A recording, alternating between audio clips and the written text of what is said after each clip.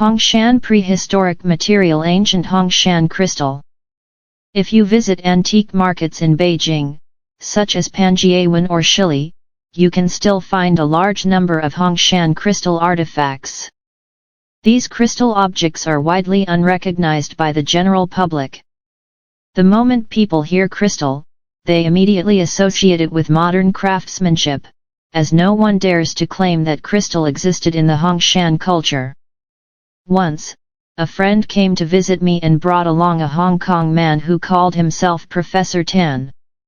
When he saw my Hongshan jade collection, he burst into criticism, declaring that everything was fake. In particular, when he noticed my large collection of Hongshan crystal pieces, he insisted that crystal could not possibly have existed during the Hongshan period. He said, "Crystal is a modern material, how could it have existed in ancient times?" So I asked him, "Do you know that crystal rings already appeared during the Shang dynasty? Crystal cups existed in the Warring States period, and crystal discs and small ornaments were already present in the Song dynasty." He replied, "I didn't know." At that moment, his expression turned awkward. The so-called expert my friend had brought, nicknamed a Hongshan jade specialist, turned out to be an unqualified amateur who didn't even know that crystal artifacts existed in ancient times. How could he be qualified to discuss Hongshan culture? 2 days later, Professor Tan called me to apologize. He asked what books I had read and whether I could recommend any good ones to improve his understanding of Hongshan culture. A week later, he invited me to his home to help appraise his collection. I discovered that he only owned 13 Hongshan agate pieces, all made from the same type of agate. He lacked knowledge and feared making mistakes, so he only dared to purchase agate Hongshan artifacts. Sigh. I tell you this, if anyone criticizes your Hongshan jade artifacts and speaks nonsense, you can ignore them. We rely solely on the 12 distinctive, non-reproducible Hongshan tool marks for authentication. Take this ancient Hongshan crystal, for example. When photographed under oblique lighting, one can clearly see the tool marks within tool marks inside the grooves. In my storage alone, I have a large collection of Hongshan crystal pieces, including some as tall as 1.3 meters. Everyone should understand that crystal is not a modern invention. Ancient crystal takes over 100 million years to form. During crystallization, bubbles inevitably form. Old crystal not only contains bubbles but also cotton-like inclusions and is semi-transparent.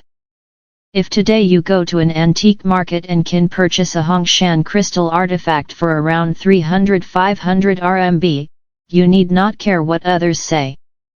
Genuine ancient crystal cannot be artificially replicated. Moreover, crystal is extremely hard, making it very difficult to carve. Creating a single Hongshan-style piece would take at least 10 days. If the daily wage is 500 RMB, labor alone would cost 5,000 RMB without even considering the cost of raw crystal, transportation, rent, and staff salaries. If someone sells it to you for 500 RMB, they would be taking a loss. Would anyone be foolish enough to lose money for no reason? Of course, this situation exists because tomb robbers have excavated large Hongshan burial sites, leading to a large number of crystal artifacts entering the market. Since these items cost them nothing, they sell them cheaply in antique markets just to get rid of them. Therefore, if you ever come across these Hongshan crystal artifacts and have the means, you should acquire them. If people attempt to judge them using flawed theories or simplistic criteria such as asking about patina, weathering, or coloration, then consider this: what patina does crystal have? What surface aging does it show? Can it develop the same surface characteristics as jade? On the contrary, remember this: ignore anyone who claims that Hongshan culture had no crystal artifacts. As long as an object exhibits the definitive, non-reproducible prehistoric tool marks within tool marks, it is an authentic Hongshan artifact. When this crystal dragon embryo is magnified, you can see bubbles and, more importantly, the tool marks within tool marks.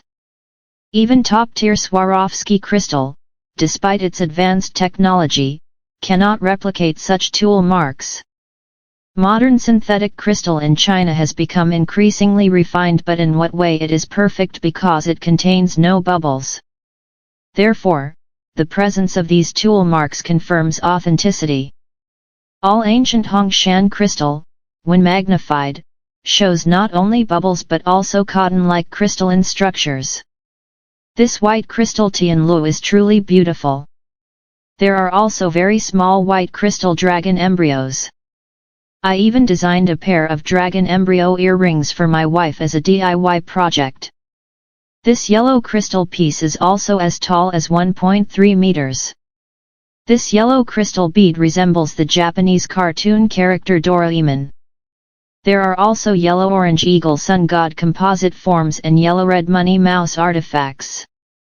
The blue crystal artifacts are stunning. This is a blue crystal winged dragon embryo, and another piece combines a cicada with a sun god form. Here is a small and delicate amethyst sun god artifact. This is an extremely rare large turtle made of white-green mixed crystal. It takes 3 people to lift it. If you look closely, you will see cotton-like crystalline structures, what we call cotton inclusions, a sign of authenticity. This ancient crystal turtle also contains bubbles. The colors of Hongshan crystal are rich and diverse, truly captivating. So who truly has the knowledge and authority to speak about ancient Hongshan crystal? The answer should now be clear.